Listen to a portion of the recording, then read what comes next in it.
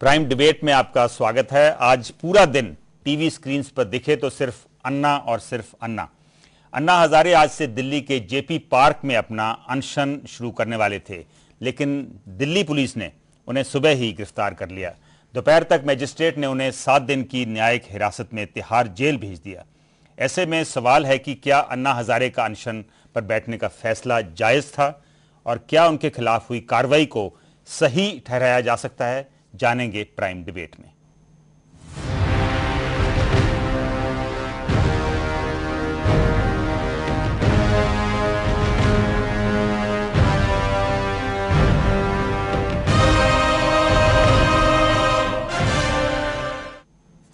केंद्र सरकार ने भले ही अन्ना हजारे को गिरफ्तार कर लिया हो, लेकिन उसकी मुसीबतें कम होती नजर नहीं आ रही हैं। देश में प्रदर्शन तेज हो गए हैं और लोग गिरफ्तारियां दे रहे हैं। अन्ना हजारे पर कल से ही पूरे देश की नजरें टिकी हुई थी। वो आज दिल्ली के जेपी पार्क में अनशन पर बैठने वाले थे। उधर दिल्ली पुलिस ने जेपी पार्क में धारा 144 लगा दी थी, लेकिन इससे पहले कि अन्ना जेपी पार्क पहुंचते उन्हें गिरफ्तार कर लिया गया। इसके विरोध में देश भर में अन्ना समर्थक सड़कों पर उतर आए और गिरफ्तारियां भी दी। पुलिस की कार्रवाई पर सवाल उठे तो केंद्र सरकार के मंत्रियों को खुद प्रेस वार्ता कर जवाब देना पड़ा। If someone is aggrieved by the conditions imposed by the police, there is always a legal remedy. But to say that we will defy the conditions, defy the orders, I think is unacceptable in a democracy. केंद्र सरकार का दावा सही लगता है। आखिर कानून व्यवस्था की जिम्मेदारी प्रशासन की ही बनती है, लेकिन जब स्थिति बिगड़ी नहीं थी तो क्या अन्ना को गिरफ्तार करने की जरूरत थी? खुद अन्ना हजारे ने अपने समर्थकों से अपील की थी कि प्रदर्शन अहिंसक होने चाहिए। आप सबको विनती करूंगा कि आंदोलन में कोई भी हिंसा ना हो। ये आंदोलन अहिंसा के मार्ग से चलते रहे। उधर जब कांग्रेस पर अन्ना से ज्यादती करने का आरोप लगा तो मामला दिल्ली पुलिस के पाले में डाल दिया गया।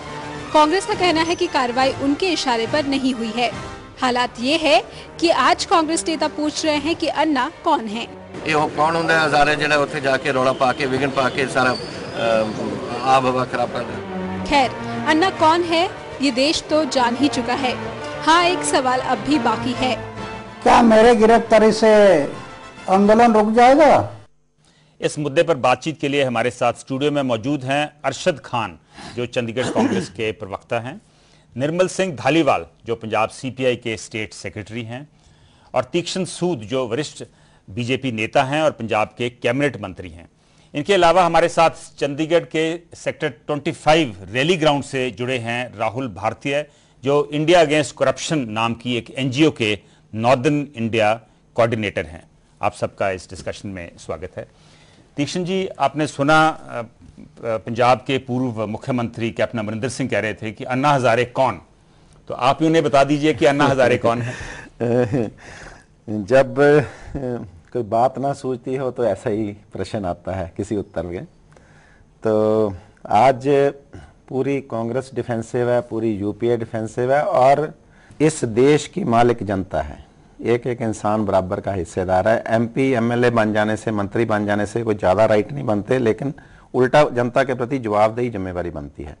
तो अन्ना हजारे उन लाखों करोड़ों लोगों की आवाज़ है जो लोगों के दिल में दबी हुई थी, वो बाहर निकली है। सबर का प्याला भर चुका था, फूट रहा है। धालीवाल जी, ਤੁਹਾਡੀ ਕੀ प्रतिक्रिया ਵਾ कांग्रेस ਦੇ ਬਿਆਨ ਉੱਪਰ? ਤੁਹਾਨੂੰ ਲੱਗਦਾ ਕਿ ਇਹ ਕਾਂਗਰਸ ਦਾ ਕਮਾਂਡ ਆ ਜਾਂ ਉਹ ਸ਼ਾयद ਸਿਚੁਏਸ਼ਨ ਨੂੰ ਸਹੀ ਤਰੀਕੇ ਨਾਲ ਸਮਝ ਨਹੀਂ ਸਕੇ? ਅਸਲ ਦੇ ਵਿੱਚ ਜੀ ਕਾਂਗਰਸ ਪਾਰਟੀ ਸੈਲਫ ਕੰਟਰਾਡਿਕਟਰੀ ਗੱਲਾਂ ਕਰਦੀ ਆ ਜੀ। ਇੱਕ ਪਾਸੇ ਉਹ ਕਰਪਸ਼ਨ ਦੇ ਅਗੇਂਸਟ ਕਹਿਣਾ ਚਾਹੁੰਦੇ ਵੀ ਸਾਡਾ ਬੜਾ ਤਹਈਆ ਸੀ, ਕਰਪਸ਼ਨ ਨੂੰ ਬੰਦ ਕਰਨਾ ਚਾਹੁੰਦੇ ਆ ਤੇ ਰੋਕਣਾ ਚਾਹੁੰਦੇ ਆ, ਇਹ ਸੇਫਗਾਰਡਸ ਲਾਉਣਾ ਚਾਹੁੰਦੇ ਇਸ ਤਰ੍ਹਾਂ ਦਾ। ਦੂਜੇ ਪਾਸੇ ਮੈਂ ਨਹੀਂ ਸਮਝਦਾ ਵੀ ਜੇ ਲੋਕਪਾਲ ਦੇ ਦਾਇਰੇ ਦੇ ਵਿੱਚ ਕੋਈ ਮਨਮੋਹਨ ਸਿੰਘ ਦੀ ਗੱਲ ਨਹੀਂ, ਪ੍ਰਧਾਨ ਮੰਤਰੀ ਦੀ ਗੱਲ ਹੈ ਵੀ ਪ੍ਰਧਾਨ ਮੰਤਰੀ ਆਫਿਸ ਜਾਂ ਪ੍ਰਧਾਨ ਮੰਤਰੀ ਲੋਕਪਾਲ ਦੇ ਦਾਇਰੇ 'ਚ ਆਵੇ, ਕੀ ਇਤਰਾਜ਼ ਹੋ ਸਕਦਾ ਸੀ ਕਾਂਗਰਸ ਨੂੰ? ਜੇ ਬਾਕੀ ਦੀਆਂ ਲੋਕਪਾਲ ਬਿੱਲ ਡਰਾਫਟ ਕਮੇਟੀ ਦੇ ਵਿੱਚ ਕੁਝ ਗੱਲਾਂ ਮੰਨੀਆਂ ਗਈਆਂ ਤੇ ਇਹ ਦੋ ਗੱਲਾਂ ਨੂੰ ਵਿੱਚ ਲੈ ਲੈਂਦੇ ਤੇ ਮੇਰਾ ਖਿਆਲ ਜੇ ਅਸੀਂ ਸਾਫ਼ ਹੈ ਕਾਂਗਰਸ ਜੇ ਉਹਦਾ ਕੋਈ ਮੰਤਰੀ ਜਾਂ ਪ੍ਰਧਾਨ ਧਾਲੀਵਾਲ ਜੀ ਹਾਲੇ ਵੀ ਉਹਨਾਂ ਨੇ ਨਾ ਤਾਂ ਨਹੀਂ ਕੀਤੀ। ਹੁਣ ਪਾਰਲੀਮੈਂਟ ਦੇ ਵਿੱਚ ਜਦੋਂ ਬਿੱਲ ਦੇ ਉੱਤੇ ਡਿਸਕਸ਼ਨ ਹੋਊਗੀ ਇਹ ਸਾਰੇ ਮੁੱਦੇ ਉੱਥੇ ਇੰਟਰੋਡਿਊਸ ਹੋ ਸਕਦੇ ਬਿੱਲ ਦੇ ਵਿੱਚ। ਬਟ ਬਿੱਲ ਜਦੋਂ ਉਹਨਾਂ ਨੇ ਇੰਟਰੋਡਿਊਸ ਹੀ ਕੀਤਾ ਉਹਨੂੰ ਕੈਪਟ ਆਊਟ ਰੱਖਿਆ ਪ੍ਰਧਾਨ ਮੰਤਰੀ ਨੂੰ, ਤੇ ਉਹਦੇ ਤੇ ਡਿਸਕਸ਼ਨ ਤਾਂ ਮੈਂਬਰਾਂ ਨੇ ਹਿੱਸਾ ਲੈਂਦੇ ਕਰਨਾ। ਸਰਕਾਰ ਨੇ ਆਪਣੀ ਨੀਅਤ ਤਾਂ ਦੱਸਤੀ ਨਾ ਵੀ ਅਸੀਂ ਪ੍ਰਧਾਨ ਮੰਤਰੀ ਨੂੰ ਉਹ ਜਿਹੜੇ ਆਪਣਾ ਵਿਅਕਤੀਤਵ ਦਿੰਦੇ ਨੇ ਬਾਹਰ ਜੋ बोलते हैं जो कहते हैं वो डिफेंड तो ही करते हैं प्रधानमंत्री नहीं चाहिए।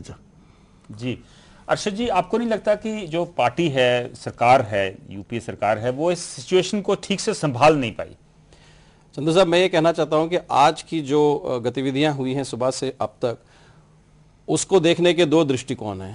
एक वो कि आप टेलीविजन के माध्यम से बताए चित्रों को देखें, बहुत भावुक हुए और उस पर क्रोधित होकर खंडन करें उसका, और दूसरी इसको समझें कि इसकी जड़ कहां से है और कहां से ये विवाद शुरू हुआ है।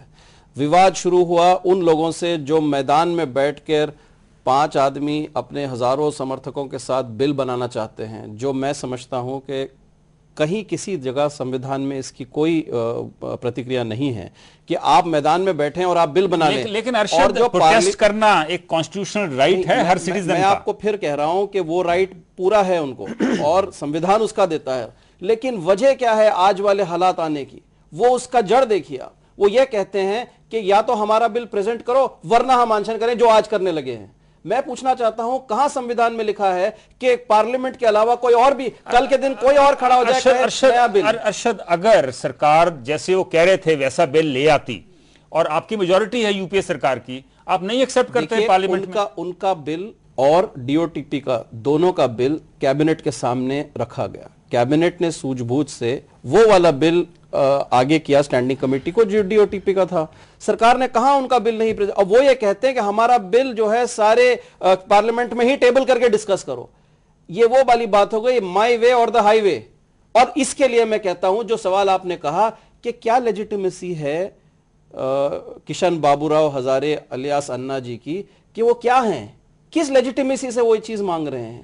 I agree कि he has been able to stir the middle class and he's been able to bring the people to the street, मगर ये मोबोक्रेसी हुई, ये डेमोक्रेसी नहीं हुई। लेकिन आपको नहीं लगता कि हालात बिल्कुल बिगड़ रहे हैं, आपके हाथ से निकल रहे हैं? सारे देश में प्रदर्शन हो रहे हैं। आज हाईकोर्ट भी यहाँ लंच के बाद बंद हो गया और सारे देश में, अपने चंडीगढ़ में भी सेक्टर 25 के रैली ग्राउंड में, वहां भी लोग अभी भी बैठे हुए हैं फास्ट के ऊपर। आपके नेताओं के घरों के बाहर प्रोटेस्ट भी हुए, डेमोन्स्ट्रेशन भी हुई।